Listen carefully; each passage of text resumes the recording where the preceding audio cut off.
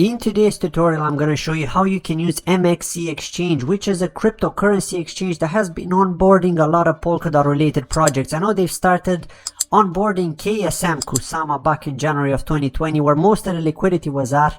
They were also on KuCoin, but MXC was where most people were trading Kusama at the time when it wasn't even really well known, right before the Polkadot hype and so on, which came later down in 2020. But in this video, which is more aimed at for beginners, I'm just going to show you how to understand the use of this exchange and the different features that it has to offer. And again, if you do decide to sign up for this exchange, I would very much appreciate it. The link can be found in the description of this video. It is a referral link, and you can get 30% off your trading fees if you use my referral link, or if you just use the code, the invite code that you're going to see later on in this video, when I'm going to show you the deposit and withdrawal options. Now, here we can see an example of a token pair, and I know some people in the comments of other videos have asked me, what is a token pair? How can you actually explain what a token pair is? Well, the easy way to explain a token pair is just think of it like trading one cryptocurrency with another. So in this case, we've got PCX, which is part of the Chainx project, where you're trading it against the USDT pair, which stands for USD Tether, which is basically a cryptocurrency token that is pegged to the US dollar. It's a stable token. It shouldn't go above $1 or below $1, but it does by like 0.01 cents or so on sometimes, right? You could get it at like 0.998, for example, or 997, which happens sometimes, but normally it stays around the $1 mark, right? That's the important thing. It's not subject to the volatility of the rest of the cryptocurrencies. So it's useful to trade because when you use this cryptocurrency as in a trading pair, I know most people like to do it against Bitcoin, but if you use it against USDT, you get that feel of how much are you really earning when you're trading, right? If you're buying at a lower price and selling at a higher price, for example, right? And then here we've got the different types of features which are common of cryptocurrency exchanges and traditional exchanges, which is a limit order. You can buy on this limit order, and what this actually means is it means that you need to actually set a price at which you like a fixed price at which you want to buy into. So for example, let's say you want to buy in at 545 at a fixed price, right? So you don't care if it's higher right now, you just want to wait for that moment for when it dips and you want to get in at 545. So let's say you want to get in at 545, you choose the amount of PCX that you want to buy, you click on buy PCX, and bingo, that's it. But of course, for that you do need to have USDT, which I'm going to show you how to get in a moment when we get further down the line in the deposit and withdrawal section within the funds feature. And again, for selling, it's exactly the same. You choose when to sell at the price, say 560, you want to set it to 560, and that's the fixed price. So that guarantees you that you're going to get more for your bucks. Now, the other feature here is the market feature. So what this means is it basically sells into the lowest sell order, it buys into the lowest sell order if you decide to buy, as long as there is liquidity here. If there isn't, it's just going to move on to the next one until it fills you completely, depending on the amount of USDT you decide to buy for. Let's say, for example, you decide to buy enough PCX, which is like say 500 PCX, and here we can see that up to 613 PCX it does cost 560. So what will happen is the market will be buying into the bot from the exchange, will be buying into the sell orders here until it gets to 560. Of course, if some people place some orders just in that right time below 560, say for example at 557, and they're higher enough to fill you, then you're going to get filled up to 557. So that's how market orders work, and exactly the same for selling. It sells into the buy orders here. So again, you could see there's quite a discrepancy here, right? Especially for illiquid assets like PCX. And then there's the stop limit feature here, which is basically to protect you. So let's say, for example, if you want to buy at a certain price, you're going to set a trigger to make sure that if the price of the token reaches that certain price, you want to make sure that you're placing a limit order to buy in, because you don't want to miss out on the run up. Say for example, you think it's going to go down further, but you don't want to buy right now. So if it does go higher, if you go say at 565, you want to make sure that you're setting a stop limit to buy at that price, and then it will basically create a limit order which is going to be placed here. It's going to be placed here somewhere, and then it's going to be buying into it when it gets to that price, right? So that's pretty much how it works here. You're just basically ensuring you that you're actually buying at a low price if it gets to that price, right? Until then, you don't want to set any limit order because you don't want to see it reach that price, or you don't want the order book to show your order. This is pretty much it. It's more for the hidden purposes here, right? And also for protecting you if you're selling, right? Because let's say, for example, you want to sell, but you don't want to set a limit order, so you want to sell, for example, at, if the price drops below a certain amount, then a limit order will be placed here, and then it's going to sell it for you. So that's how the stop limit actually looks like here.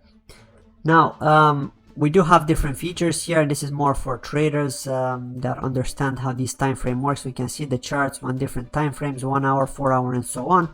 And then we've got the professional exchange here, which looks pretty much like the standard exchange, except the buys and the sells are on the right hand side, as well as the order books. And again, we've got the selling and the buying here, which I haven't actually spoken about. And then this one shows you both. But let's say you wanted to see all the sell orders and all the buy orders. So here you can see those. Now, of course, you can buy crypto here, but not with fiat directly. So you need to use the P2P functionality, or the P2P feature, which means that you need to buy from people that are interested in selling crypto for fiat. So you'd have to transfer them fiat, and then MXC is like the middleman, the escrow, which is gonna manage those trades. Now, margin trading, what this means is basically you're borrowing funds from the exchange in order to be able to trade. And again, you do have to pay like a fee. It's a timely fee, like every couple of hours or so. I'm not entirely sure because I've never personally used it. You do have to pay that small fee, so you need to have enough funds in your account. And of course, you can get liquidated too if the price of your of the asset that you decide to purchase goes under a certain amount. So yeah, you can get liquidated with that, so you just got to be careful. There's the ETF section too, derivatives. And again, leverage trading is also possible here, but I don't recommend it unless you have experience trading, which is basically to be able to trade say 2 times the amount that you've got. So you've got, like, say 100 DOT, and you want to be able to trade 1000 DOT or 2000 DOT, right? Again, you could do that using 10x leverage, 20x leverage, and so on. But again, you will get liquidated if the price falls under a certain range. So you just got to be careful of that. Now, the proof of stake pool is another option that we've got here, and the proof of stake pool is interesting because this basically allows you to stake within the exchange, right? And this is the estimated annual percentage on return that you can see here. You get 6.88% with the stable token. So if you decide to stake USD Tether, which doesn't drop in price, which is always pegged to the US dollar, you get 6.88% return on your investment. And another one which I haven't spoken about here is the yield mining, which is the hot feature here. Many people are doing this because the returns are insane, but it's also very high risk. What this means, you're staking these tokens to get a lot of return on your investment because you're supplying liquidity to a trading pool where traders are trading. Basically, you just basically offering them liquidity within that token. So that's what this does, and that's why the returns are so big, because they're getting a share of those exchange fees, of their transaction fees that are happening between the buys and the sells. So that explains why it's so huge there. Now there's the activity section here, which is related to promotional tasks, etc. You can also stake Ethereum here and so on. There's also a tutorial that shows you how to use the exchange.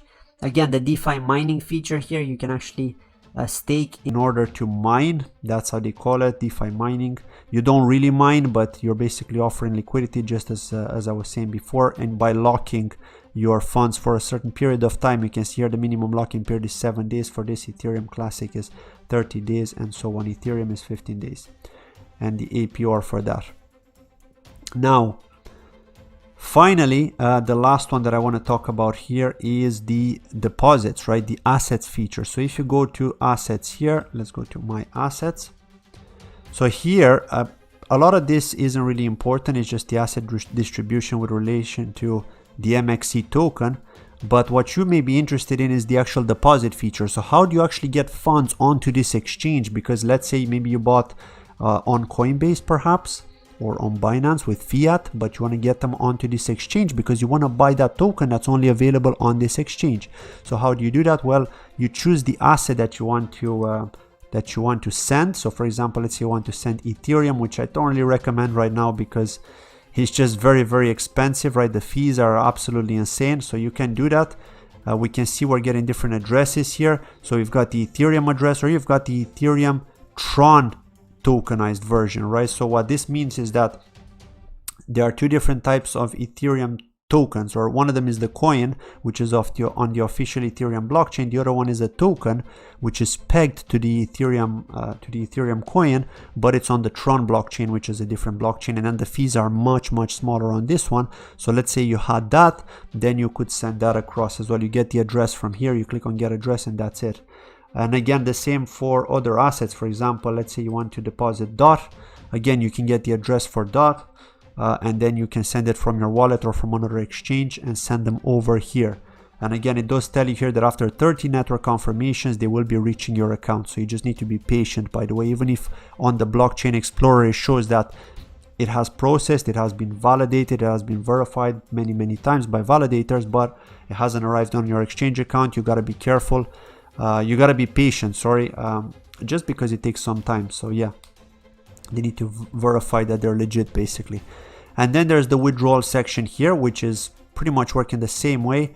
What you can do here is you can take out the funds and send them to your wallet or to another exchange, right? So for example, USD Tether is on Ethereum, on Omni blockchain, on Tron's blockchain, and on EOS. So it's available on many other blockchains here, and this is only from this exchange only.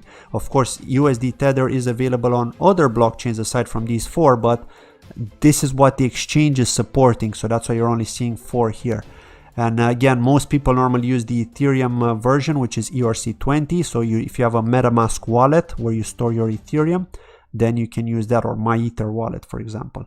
And most people now use Tron because it's just so much cheaper to send using Tron. Here we can see the service fee is $5, but if we use Tron, it's only 20 cents, right? So here you can see why it's so important to use blockchains that are much more scalable, that are faster. And again, I'm not supporting Tron or anything. I'm just showing you that for the purposes of a transfer, it's much more cheaper to use other blockchains compared to Ethereum, right? Omni is also expensive, $480.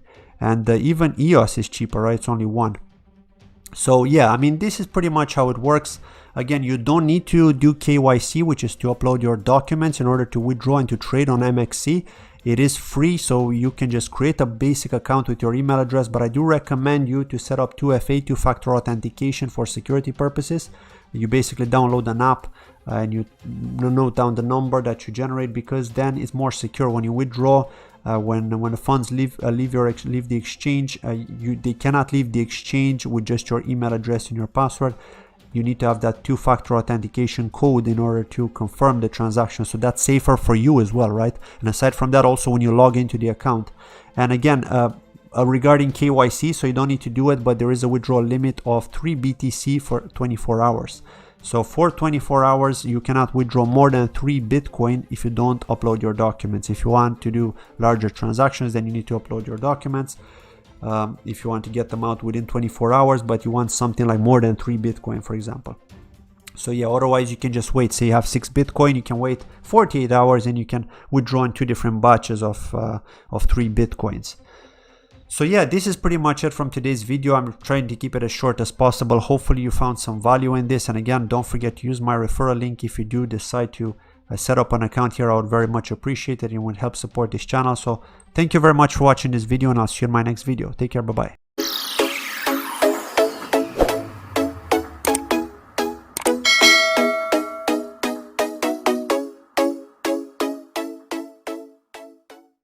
Hello crypto traders and crypto enthusiasts. Today I'm gonna show you how to connect or how to put your payment method in MXC trading platform for your P2P trading transactions. Okay, so you can click buy crypto, this button, or you can go here, click this one and click account center, and you will see here the payment collection management. So these are my payment collection option. I have GCash, Union Bank, and BPI Bank. Okay, so how to add collection method? Just click add collection methods, this one. And now you can choose what collection methods you want. Alipay, add cash, RTM, this one, bank, GCash, retailer, payer, perfect money, Skrill, and Sberbank, think of UPI, Uphold. So it's up to you guys what collection methods you want. I choose bank account and GCash for my P2P collection methods. So just click GCash if you want GCash, then put your mobile number here, then save. So it will automatically added to your collection methods, just like my collection method. As you can see, I already added my GCash, my Union Bank, and my BPI Bank. 3 collection methods only, maximum of 3 collection methods. You cannot add more. Or if you want to change your collection methods, if you want to change your GCash or remove your GCash or remove my Union Bank, if I want to remove my BPI, what I'm going to do is just slide this part, slide, and you will see 2 options, either delete or modify. Okay, if modify, there you can change your GCash number. Or if you want to change your bank account, just click this one and you can change your bank account. Okay, bank details. So that's it, guys. If you have question or suggestion, just comment down below, and don't forget to subscribe and click the notification bell for more updates of my new videos. Thank you and have a good day.